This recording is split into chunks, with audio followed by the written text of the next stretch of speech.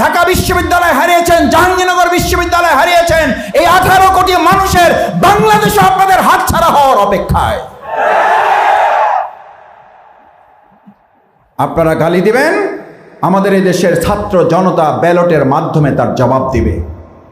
যে জবাব তারা ঢাকা বিশ্ববিদ্যালয় দিয়েছে, যে জবাব তারা জাহাঙ্গীরনগর বিশ্ববিদ্যালয় দিয়েছে, আমরা গালির জবাব গালি দিয়ে দেব, আমরা গালির জবাব ফ্রিজ দিয়ে দিব, আমরা গালির জবাব এসি দিয়ে দিব।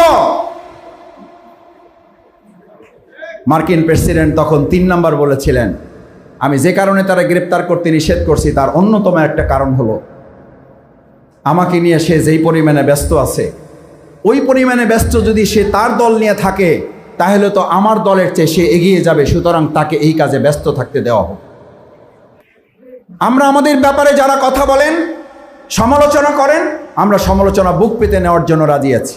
এই জন্য রাজি আছি, আমরাও মানুষ, আমাদের ভুল আছে, ভুল হইতে পারে না। আমির জামাত ডক্টর শফিকুর রহমান বলেন আমাদের ভুল আছে, আমাদের ভুল হতে পারে না, ভুল হয় আমাদের, কিন্তু সেই ভুলটা সংশোধন করার জন্য আমাদের আন্তরিকতা আছে। আমরা শুধুমাত্র ধরা পড়লে বহিষ্কার, না ধরা পড়লে পুরস্কার, এই নীতিতে আমরা বিশ্বাস করি না। আমরা বিশ্বাস করি ব্যক্তি হিসাবে জামাত ইসলামী ছাত্র শিবিরও যদি অন্যায় করে, প্রচলিত আইনে শুধু নয় সাংগঠনিকভাবে এমন শাস্তি তাকে দেওয়া হয়, ভবিষ্যতে এরকম আর কোনো অন্যায় করার দুঃসাহস আমাদের কোনো কর্মী করতে পারে না। আমি ইসলামী ছাত্র শিবিরের একজন কর্মী ছিলাম।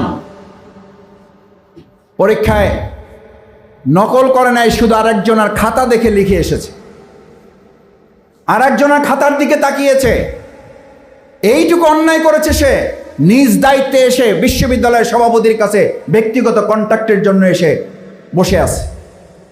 আমাদের প্রোগ্রাম নামাজ শেষ করে এসে দেখি রুমে বসা। কি হয়েছে ভাই? একটা প্রবলেম হয়ে গেছে, একটা অন্যায় করে ফেলেছে, একটা সমস্যা হয়ে গেছে, আমার সমাধান দরকার। আমি মনের দিক থেকে স্থির হতে পারছি না, আমি অস্থিরতায় ভুগছি, আমার করণীয় কি? আমি বললাম কি হয়েছে বলেন, সমস্যাটা কি, অসুবিধা কি হয়েছে? বলছে ভাই কেউ দেখে নাই, শিক্ষক আমাকে হল থেকে বের করে দেয় না, আমাকে সাসপেন্ড এক্সপেল কিছুই করা হয় নাই। আমি বললাম পরীক্ষা কেমন হয়েছে? বলছে পরীক্ষা ভালো হয়েছে।